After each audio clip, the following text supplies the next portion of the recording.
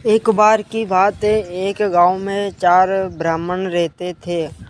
उनमें से 3 ब्राह्मण ने कुछ ना कुछ विद्या सीख रखी थी, जबकि चौथा ब्राह्मण साधारण था।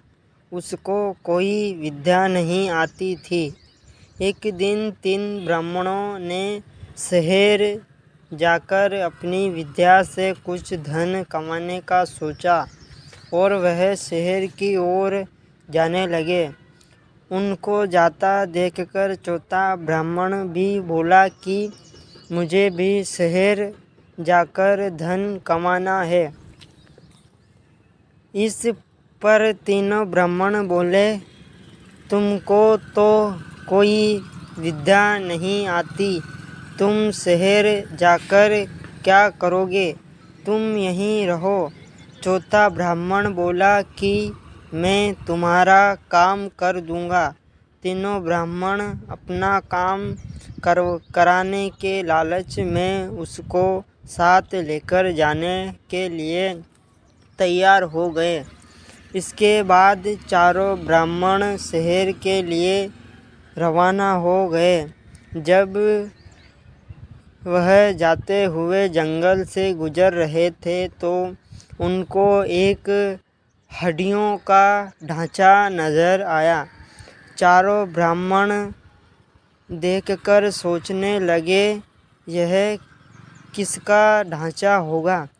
तभी एक ब्राह्मण ने अपनी मंत्र विद्या का प्रदर्शन करते हुए उस हड्डियों के ढांचे को जोड़ दिया, जिससे वह एक शेर का कंकाल बन गया।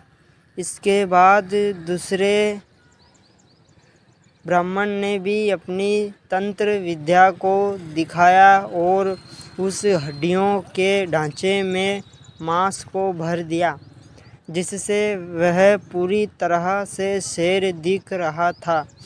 बस उसमें केवल जान बाकी थी। तीसरा ब्राह्मण कहाँ काम था। वह भी अपनी क्या विद्या को सबके सामने दिखाना चाहता था।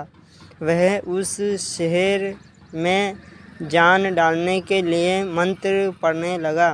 यह देखकर चौथा ब्राह्मण बोला, तुम यह क्या कर रहे हो? तुम क्यों इसमें जान डाल रहे हो? तीसरे ब्राह्मण ने बोला, तुम चुप रहो, तुम मूर्ख हो, तुमको कोई विद्या नहीं आती, इसलिए तुम हम विद्वानों के बीच में कुछ मत बोलो।